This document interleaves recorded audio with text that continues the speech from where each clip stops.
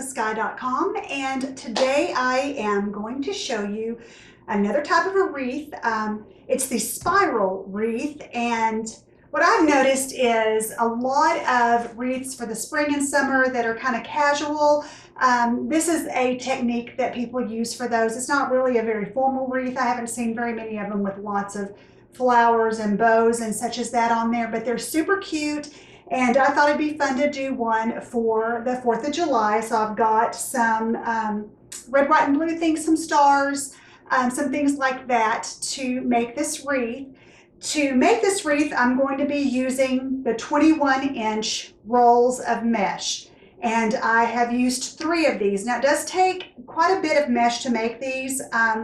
Each twist for your wreath is going to have 3 different colors or 3 different spirals, which is basically this. It's just a tube that's made out of the 21-inch mesh. And what I have done is I have cut them all to 12-inch lengths. And it's a little bit unruly, especially when you start getting down to the end. I've gone ahead and I've cut most all of them. I just have a few more to cut. I just wanted to show you how I do it.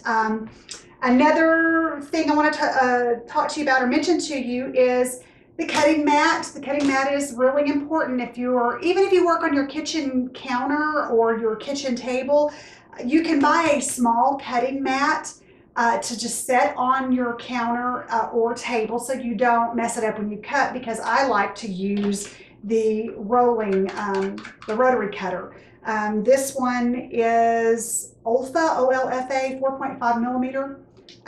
Sometimes I get questions on which tools that I use, and this is one that I do use when I'm doing cutting.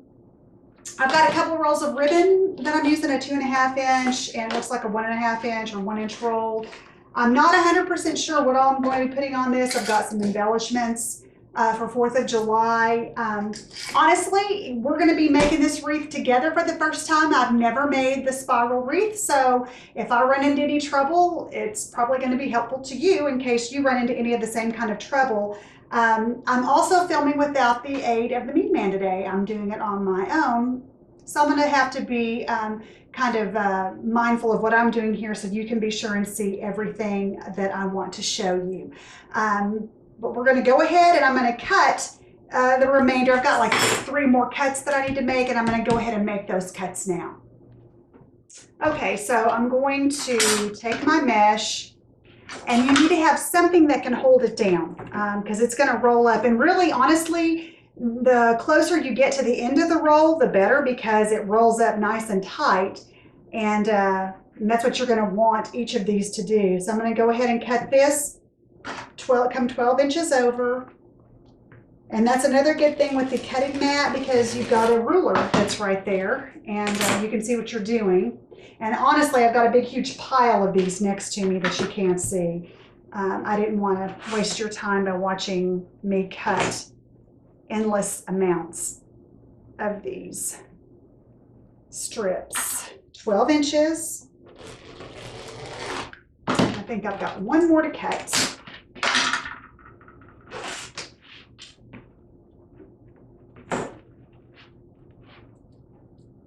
Okay, and like I said, these just look great for summertime. I love the little whimsical wreaths that I've seen. Some are done with flip-flops and anchors and shells and things like that, which all look really cool.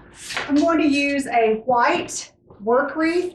Now, I've seen a lot of people who make these, they go ahead and just use the regular flat wire wreath, and they use their own twist ties, their pipe cleaners or Chanel stems to do it. I just like it already done for me. I don't want to have to deal with all of that.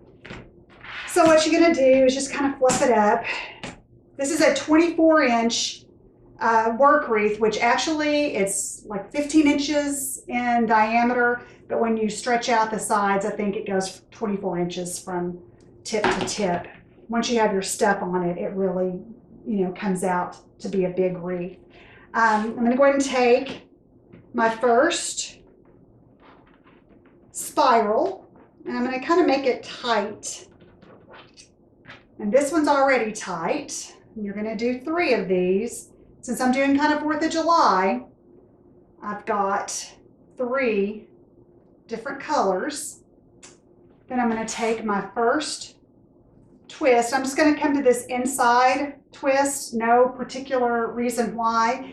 And you go with, you don't do it opposite of the direction of the wreath, you go with the width of the wreath.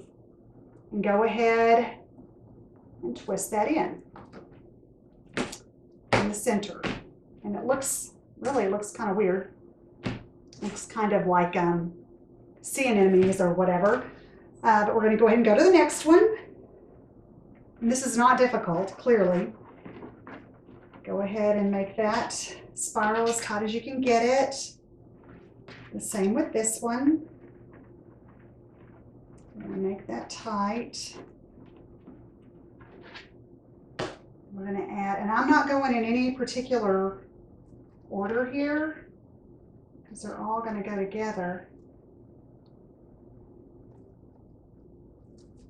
Kind of giving it a little pull. And I'm coming to the next tie, and I'm going to slip this in here. Give it a couple of twists. And come to the next one.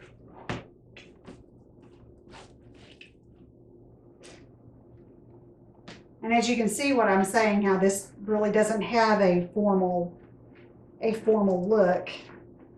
Everything's kind of going crazy this way and that, it looks like. I'm going to reach down here and grab another twist that I already have, and another. I'm going to make that a little bit tighter. I'm going to grab onto that, and then again, of course, make sure you're getting it, centered pretty well. You can kind of eyeball that and see. And I'm going to come to the next twist and go in the direction of the wreath, not the opposite direction. Go ahead and twist that in. Now I'm going to continue that around. Now, as you can see, when it's all said and done, this makes a gigantic wreath. Now, I have seen some places where they use the 10-inch mesh and they gather them up just the same way. What I did here is 3 spirals per twist tie. There are 18 twist ties, so that's a lot of cutting. I have seen them, if you want them fuller, you can put 4 different spirals in each twist as well. I would encourage you to try it with the 10-inch meshes at the 21-inch if you don't want to have it so huge. Now, this would be great on a front door and make a huge impact. It's super cute. You can see what I mean, that it's not a formal wreath. It really is whimsical and it's fun. And it is super, super easy to do. The thing that takes the most time is cutting your spirals, which again were 21-inch rolls of mesh cut into 12-inch strips. And then just spiral them up and be sure and kind of get them tight when you put them into each one of your twists. I did add a little bit of ribbon. It's not the easiest thing to do, and you'll just have to play with it. Like I said, this is actually the first one of these that I made, and I think it is super, super cute. I hope that you try it as well. I also hope that you will stop by my website, underatexassky.com. I've totally revamped the website. There are a lot of different elements that are on there.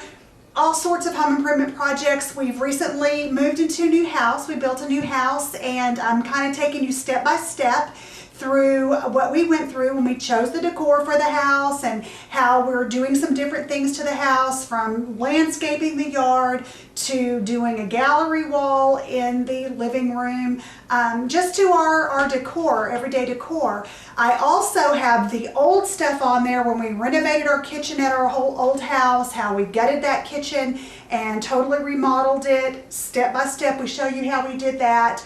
And I've also started a blog that's just kind of an inspirational thing.